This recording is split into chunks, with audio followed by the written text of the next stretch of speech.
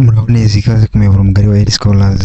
Itangazo ryihutirwa rireba abanyeshuri bose n'ababyeyi bose bafite abanyeshuri bakoze ikizamini cya leta mu mwaka w'amashuri 2025. Hamaze iminsi havugwa ibihuha bitandukanye byinshi cyane bivuga hari abantu babacishikanye ibihuha bivuga ko amanota y'ikizamini cya leta cy'abakoze haba muri primaire ndetse na secondaire azasohoka, ariko ibyo byose ni ibihuha. Uyu munsi NESA ikaba ishyize hanze mu minota mike cyane ishize ku rubuga rwabo rwa Twitter itangazo riri official ritangaza igihe amanota azasohokera, nk'uko na Minisiteri y'Uburezi yamaze kubivuga. Hanyuma tunyuze ku rubuga rwa NESA Rwanda, iri ni itangazo rirebana no gusohora amanota y'ibizamini bya leta bisoza amashuri abanza n'icyiciro rusange cy'amashuri yisumbuye ndetse n'itangira ry'umwaka w'amashuri 2025-2026. ni ukuvuga ngo iki tangazo riri kugarukaho ni igihe amanota azasohokera ndetse n'igihe amashuri azatangirira. Tugendane neza muri iri tangazo. Mbere yuko ndibasomera, niba uri mushya ukaba ari ubwa mbere ubonye icano, nge nitwerize mbagezaho amakuru y'ingenzi agendanye na scholarship na jobs opportunities ndetse na NESA related update n'amakuru yose agendanye na NESA arebana n'uburezi. Minisiteri y'Uburezi muri iri tangazo, Minisiteri y'Uburezi yishimiye kumenyesha abakandida, ababyeyi n'abaturage bose ko amanota y'ibizamini bya leta bisoza amashuri abanza P6 n'icyiciro rusange cy'amashuri yisumbuye Senior 3 umwaka wa 2024-2025 azasohoka kuwa kabiri ari ku itariki ya 19 Kanama 2025 ku isaa 9 z'amanywa.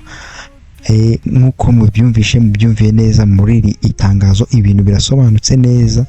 Itariki ya nyayo y'igihe amanota azasohokera ni ku itariki ya 19 Kanama.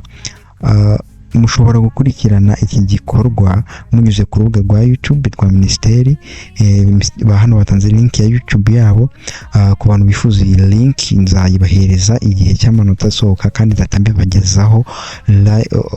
nzabagezaho process y'uburyo amanota yose azaba yatanzwe n'ibintu byose n'uburyo muzareba amanota. Minisiteri kandi iboneyeho no kumenyesha abaturarwanda bose ko umwaka w'amashuri wa 2025-2026 uzatangira kuwa 8 Nzeri 2025. nk'uko mubibona rero, iri ni itangazo riri official ryizewe kandi rivuye kuri NESA Rwanda, hano kuri X uru ni urubuga rwabo, ndetse no kuri Minisiteri y'Uburezi.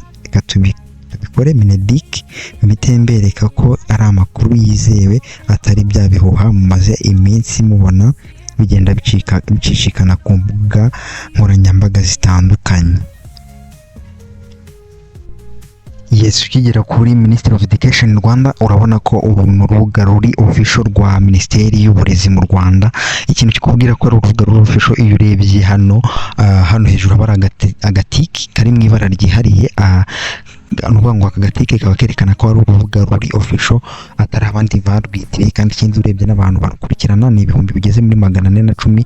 Ibi byose ni bivuga ko urubuga rwizewe kandi ruri official. Ikindi nta n'iminota myinshi cyane ishize naryo bashyize hanze iryo tangazo ngiri hano, riri mu rurimi rw'icyongereza n'ubundi ndetse no mu rurimi rw'ikinyarwanda, nk'uko nanone byashyizwe kuri NESA kuri NESA n'ubundi kuri Twitter ya NESA cyangwa se urubuga rwa X.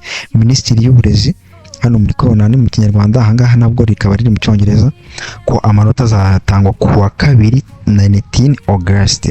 ubwo amanota mwitegure ko process zose zaba kuyareba, haba ari uburyo bwo kuyareba nzabibagezaho neza step by step. Murabizi ko akunda gukoreshwa uburyo bubiri, hari uburyo bwa SMS n'uburyo bwo gukoresha internet, hagakoreshwa website nyine baciye kuri link NESA iba yatanze. Ibyo byose nzabibagezaho nimugireho ikibazo. Ikindi mbibutsa ko hari irindi tangazo rireba by'umwihariko abarezi bose batandukanye ngiye kubagezaho. Ikindi mwibuka gukora subscribe nimba muri bashya kuri iyi channel, akaba ari n'ubwa mbere muyibonye. Iyi ni channel ibagezaho amakuru agendanye na job updates, scholarships ndetse n'izindi opportunities z'ingenzi zitandukanye zizagirira abaturarwanda bose akamaro muri rusange. ikindi tugiye kurebera hamwe twihuse ni itangazo rireba abarimu bose batandukanye ryatanzwe na REB. nk'uko muri kubibona ahangaha itangazo rya REB iramenyesha abarimu basabye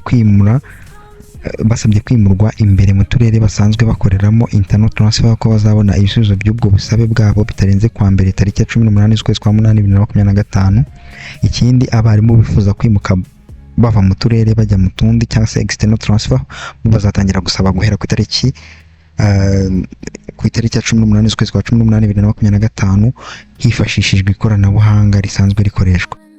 ikindi REB iboneyeho kandi kumenyesha abayobozi b'ibigo by'amashuri bagaragaje ko bafite abarimu bashobora kutazabonerwa amasaha ahagije yo kwigisha mu mwaka w'amashuri 2025-2026 ko yatumiye abahagarariye uturere mu nama ko kuwa 4 no kuwa 5 tariki ya 21 na 22 Kanama 2025 kugira ngo hatangwe umurongo w'uburyo abarimu bazashakirwa indi myanya. Muri iyo nama kandi hazatangwa umurongo w'uburyo abayobozi bungirije ndetse n'abandi bakozi mu buyobozi bw'ishuri bazahabwa umwanya wo gusaba kwimurwa. Abakandida basanzwe ku rutonde rw'abategereje ndetse n'abakandida bitegura gukora ibizamini by'akazi baramenyeshwa ko nabo hari gahunda yo kubashyira mu myanya muri uyu mwaka w'amashuri 2025-2026. ikindi abakandida bakoze ku myanya y'ubuyobozi bw'ibigo by'amashuri ariko bakaba batarakora ikizamini mu buryo bw'ikiganiro cyangwa se oral interview baramenyeshwa ko bakomeza kwitegura neza icyo kizamini kuko gahunda iri kunozwa neza kandi iteganyijwe vuba. Tubifurije kubyakira neza. Ibi byose byakorewe i Kigali ku wa 15 Kanama 2025 bishyirwaho umuyobozi bishyirwaho n'umuyobozi mukuru Dr. Mbarushimana Anderson nk'uko muri kubibona. Mwese mwafashe umwanya wo kureba iyi video. Imana ibane namwe kandi ibarinde aho muri hose ndetse no mu byo mukora byose ibagenda imbere. Naho utaha muri video zibayobora muri byinshi nababwiye nagiye mbasobanurira yaba ari jobs opportunities ndetse n'andi mahirwe yose y'ingirakamaro ndetse n'uburyo amanota y'ibizamini bya leta muzayareba mu buryo bworoshye.